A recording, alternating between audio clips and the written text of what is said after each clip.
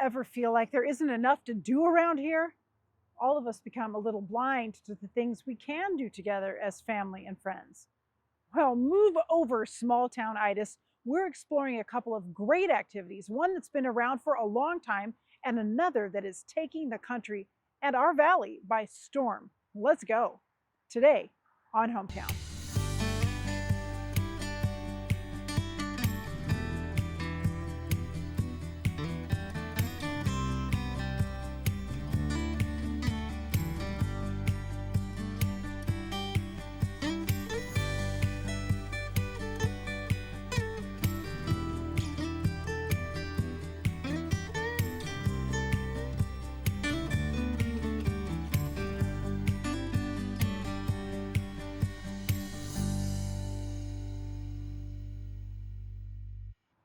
Baseball, motherhood, and apple pie, three icons of American life. Sports promoter Bill Veeck once said, "The most beautiful thing in the world is a ballpark filled with people." It's what I love most about summer afternoons and evenings here at Borleski Stadium. What's better than rooting for the home team with your friends and family? It's been a tradition in our community for over 50 years. But what about the newest ball game on the block? Pickle Ball. You've probably heard a little about it. It's one of the best activities to get your entire family out of the house and moving.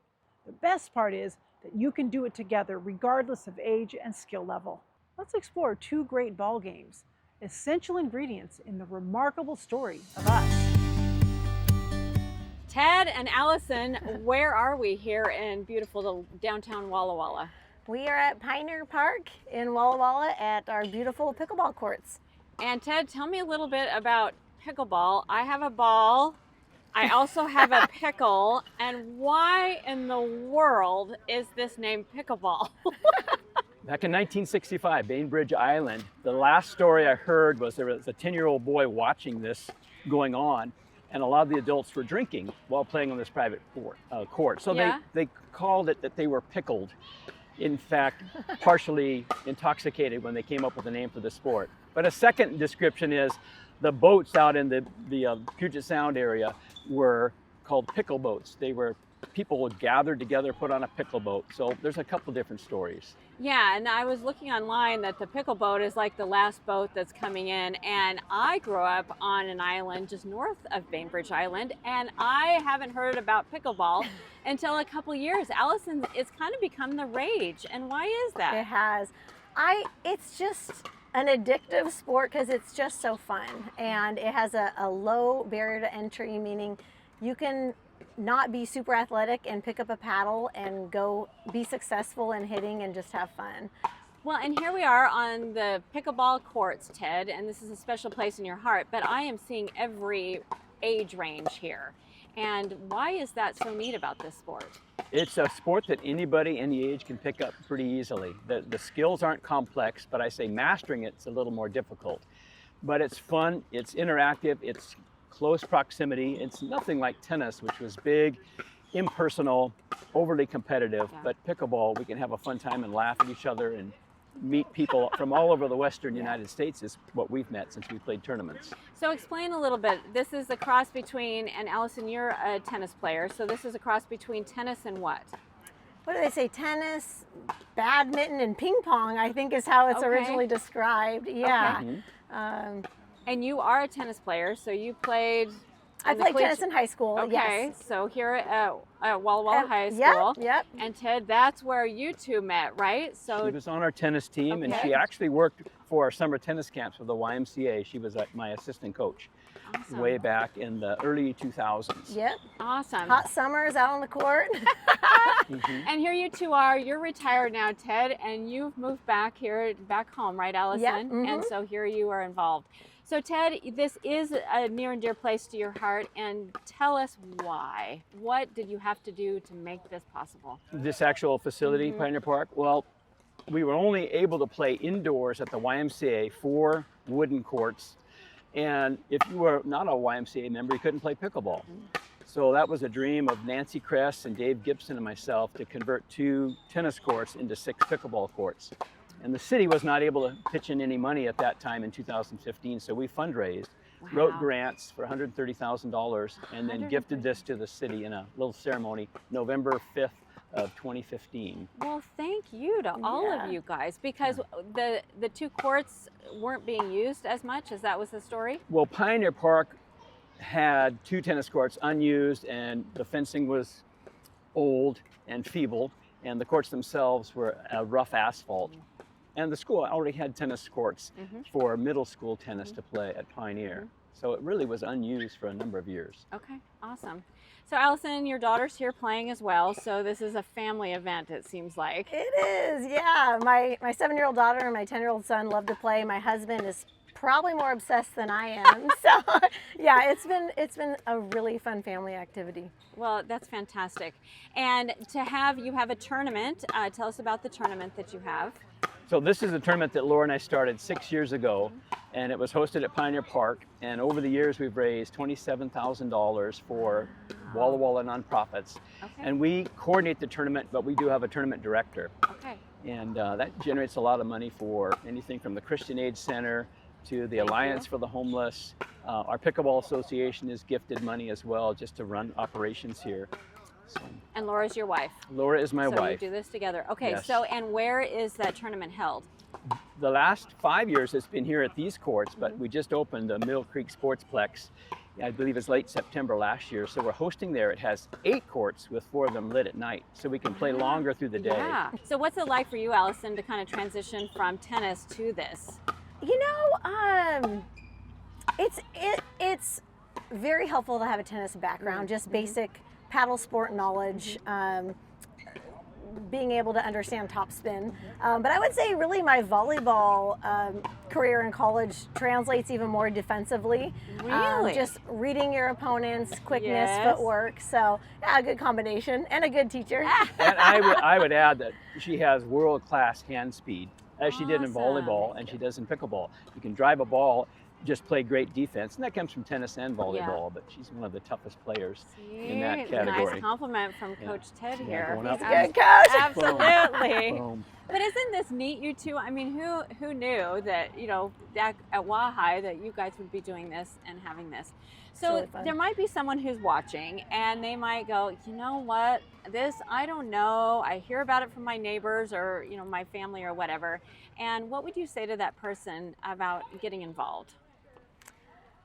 I would just say find a friend and go out to the courts and just try it out. Dink around a little bit. Watch Yeah. some YouTube. Watch some YouTube. That's a great first step. What did you say, Ted? I'd say the beauty of it, Selkirk, who sponsors us as players and athletes, we have demo paddles for people to use. So you don't have to go out and pay, you know, $200 some for a paddle. You can borrow it from Allison or myself or a variety of other people that have extra paddles, and just try the sport before you get invested in it. Yeah.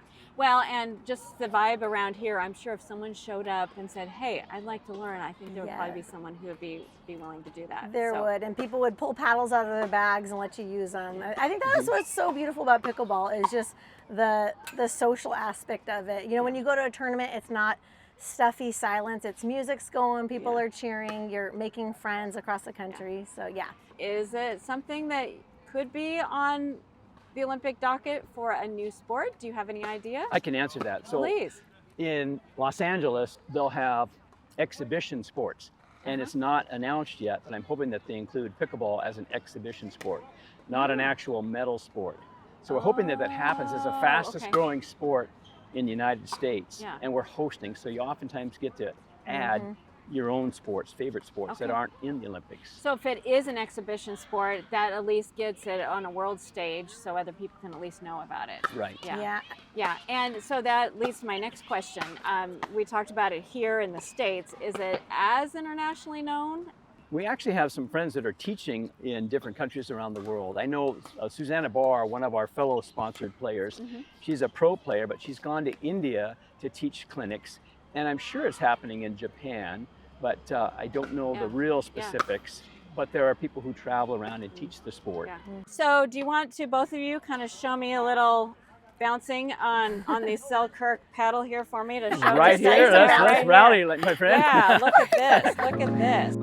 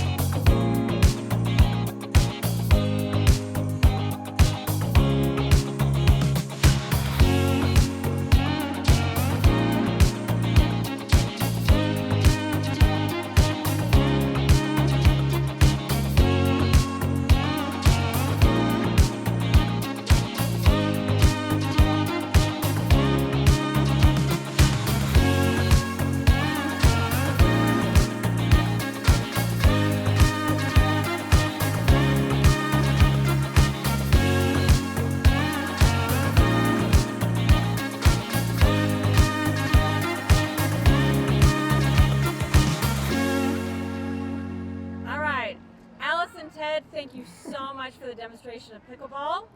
And now when I think of pickleball, I will think of more than just a pickle. So thanks so much. And Ted, we have John here with us, and tell us who John is. So John Sarnecki is a retired employee and full-time pickleball ambassador, and he's the president of our association. So a lot of the details of Mill Creek Sportsplex, John and Nancy Kress were really involved in that project. Thank you, John. Thank you, thank you, thank you. Well, thank you so much. Really appreciate it. And usapickleball.org, people can learn more about pickleball. And Allison, what's a local way for people to get involved? Yeah, if you're looking to get involved or you want to reach out about demoing some paddles, you can go to my company website on Facebook or Instagram. It's Blue Mountain Pickleball. And just reach out to me and I'll put you in touch with myself or Ted or John. And John teaches a lot of intro clinics too. So Awesome. Locally, that's a great place to start. Awesome. Well, thank you so much. And how do you end a game? Usually with a hug, but we'll tap paddles. Okay, so you tap paddles. Yeah. All right, that's true. Well, cheers. I'll do a cheers to all of you. So thank you so much for being on Hometown. Thank you. Cody, great to be chatting with you today about one of the most important things to Americans, and that is baseball. Well, thank you for having me. I appreciate it. Yeah. So baseball here in Walla Walla, we've got a team. Tell us about the history of that. Yes, we do. The Walla Walla Sweets just finished up our 14th season, going into our 15th year. Started back in 2009. First summer season was 2010, and we've been here ever since. And it's just a great way to spend summer in Walla Walla out at the ballpark at Borleski. So looking forward to another great year and coming off a good year as well. Sure. And you're the manager of the Walla Walla Sweets. Yes, general manager. I just finished my 5th year as GM, and I just finished my 8th year with the team. Came here in early 2017 as an intern and worked my way up the ladder, and now I'm the top boss now. Yeah, fun. So we have a history going back even before the Walla Walla Sweets. There's a tradition of some baseball happening here in the Valley. What was before? Yeah, so and a lot of people obviously that were here back when this was happening in the 70s and the 80s, we had the Walla Walla Padres, which was a single A affiliate of the San Diego Padres, close to 10 years of operation and 1 year of the Walla Walla Islanders. The Padres famously had a lot of star power that came through, big names like Tony Gwynn. Kurt Russell was on that Islanders team that 1 year. Wait, Kurt Russell, the actor? Kurt Russell, the actor. Okay. We actually got a picture in our office now for evidence that, yes, he did play here. But yeah, he was on that team there. Some other notables was John Kruk as well, who had a pretty solid MLB career. So baseball goes back a long ways here in Walla Walla, and it's cool that we get to continue it here at the Sweets in Summer Collegiate. Absolutely. So do we have anybody making that step from the minor, because this would be a minor league team, right? Yeah, to the majors now? Is that happening? Yeah, so we're Summer Collegiate, so not quite what the Padres were, which was affiliated. So this is summer ball that, is, I'd say, the step right below the minors, so like right below what the Padres would have been. But yeah, we have a lot of kids that have come through and have gotten drafted, and we're up to 15 people or players now that have been drafted and made it to the major leagues in our 15-year history. So that's pretty exciting. Very couple notables as well. In fact, this last summer, one of our graduates, his name was Jaron Duran. He's an outfielder for the Boston Red Sox. Been playing with them for a couple of years, and he was our first alum to become an All-Star. And in that same game, he won the All-Star Game MVP. He had a big home run in that game that ended up helping the AL win the All-Star Game that year. So that was pretty cool. A kid that played a summer here in Walla Walla. 8 years later, he's on a Major League ball diamond, winning a piece of hardware like that. Yeah. Oh yeah. So that was Very pretty exciting. cool to see. And we've had so many others that have come up too, and we're super proud of that. But that was really cool to see Jaron be able to achieve that. Mm-hmm. So how important is this to families in our community? What do you see when people kind of come back? Do we have season ticket holders and that sort of thing? Yes, we do. And we're very fortunate and lucky to have the community that we live in and play in, and the fan base and the season ticket holder base that we have. It's a very unique I wouldn't say opportunity. I would say it's a very unique gathering that we have out there. You see everything from young to old, or people who have been here since day one or just moved to the community that are out there. And it's always so great at the start of every season. It's like as soon as gates open, people start filing in, and they're almost like catching up like a family reunion, and they're saying hi to each other, saying, "Hey, how's the family? How's the wife? How's the kids?" And it's just so great that we get that opportunity to have that here in Walla Walla. Granted, it's only 2 or 3 months of baseball, but it just really brings everyone in the community together for those summer nights. And it's always great to see, especially when the ballpark's full and everyone's having a good time. It's almost like a little piece of big league baseball that we get to have here. It's actually the special piece of it that I'm kind of sorry to say this, but when it gets really, really big, sometimes you lose some of exactly what you're talking about right there, where you come in, with a big crowd into the stands and just trying to find your seat, and there's nobody around you, unless they came with you, right? Yeah, So, and we've had, like I said, we've had some that have been here since day one, and they've still have their same seats sitting around the same people, and yeah. they love being able to just talk about what was going on during the day or during the week. And it's great that it's like a little family. It's a baseball family out there. And you kind of lose that as you go up the ranks at the major league level. 30,000-40,000 seat stadiums. Yeah. We just have the 2,200 one, but it's a great little community, a night out where families can come together for a night out or a weekend out and just have a great time at the ballpark with fun, on and off the field. So it's really great to be able to see that over the years since I've been here.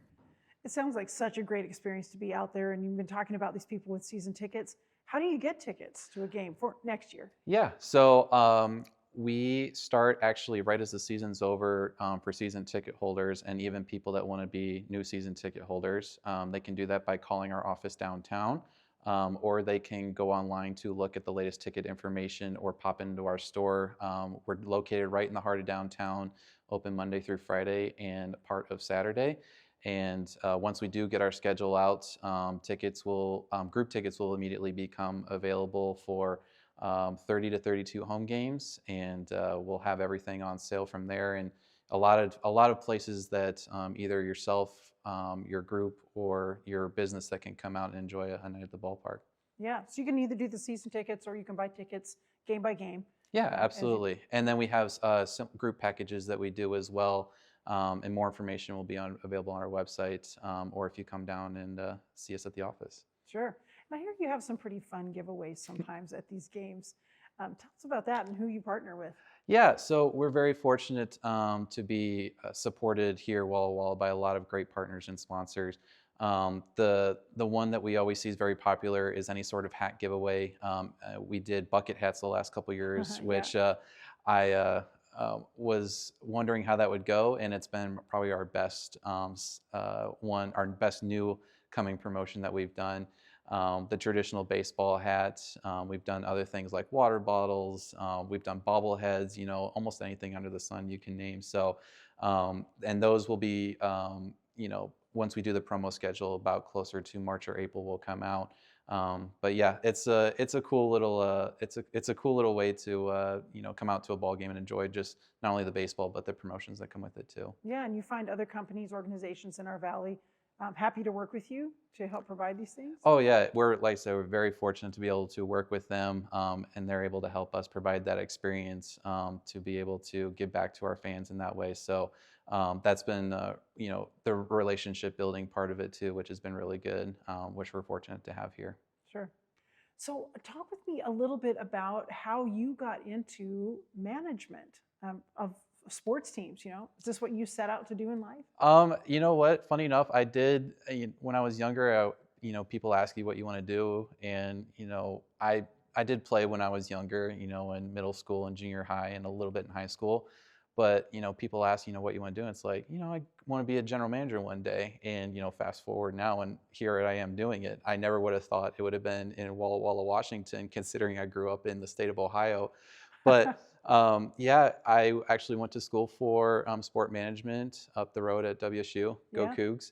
And I graduated. My first job was an internship with the Sweets, and then just worked my way up and when the opportunity arose for the position in 2019, I was lucky enough to be able to be brought on as the general manager, and I've been here ever since. And it's just been an incredible, last 5 years as the GM, and now 8 years being here in Walla Walla. Just getting to meet everyone in the community, the relationships that we've built, and everything.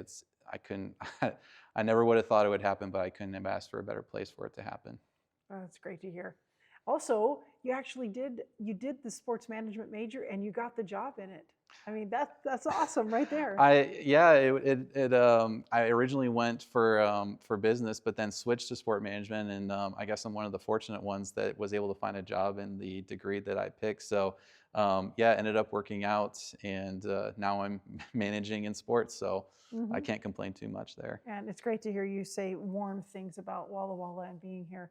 It's kind of a unique community, don't you think? Oh, yes. I mean, I remember when I was, before I went to school at Washington State, I was living on the west side. And when I remember the first time we went to go visit the school, it's about a 4-hour drive from Seattle to Pullman. Yep. And, going with the parents out to Pullman, and we're about 3.5 hours in the drive, and everyone just kind of looked at each other like, are we ever going to get there?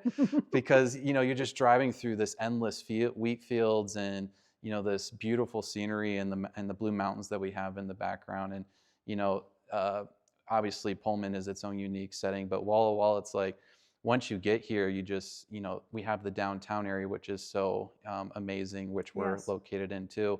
But it's all the other parts of it. You just drive a little bit outside of town, and like you said, you got the rolling wheat fields right there. You've got the scenic blue mountains in the background, which on a summer night, they're in the backdrop of our stadium. It's just one of the most unique settings that we have, not only in the state of Washington, but in the West Coast League that we play in.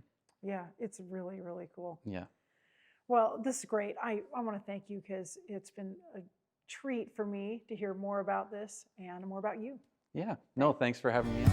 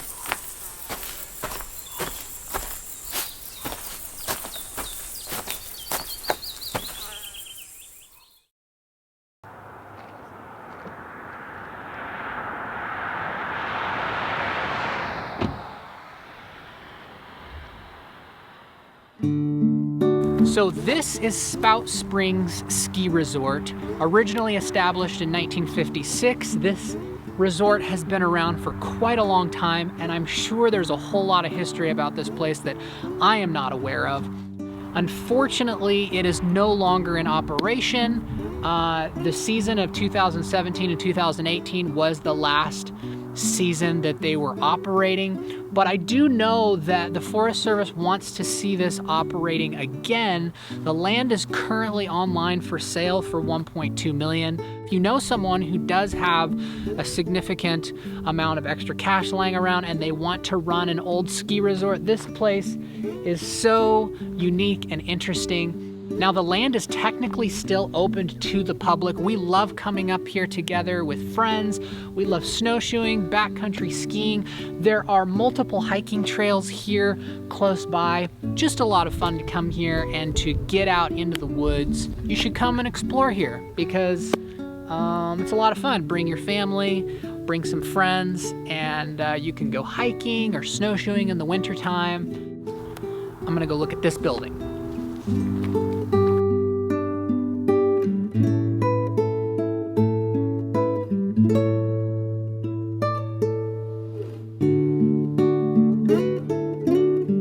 Pretty wild, just frozen in time back here.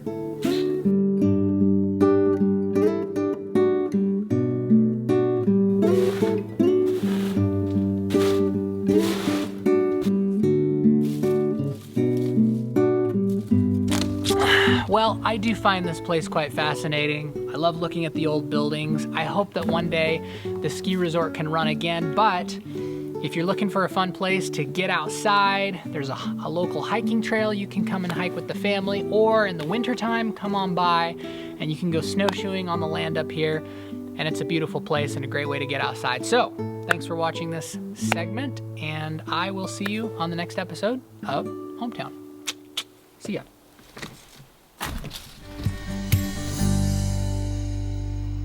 Every one of us benefits when we play together. Too often we consider play to be an activity for children, but playing together, regardless of age, is good for our body, mind, and spirit.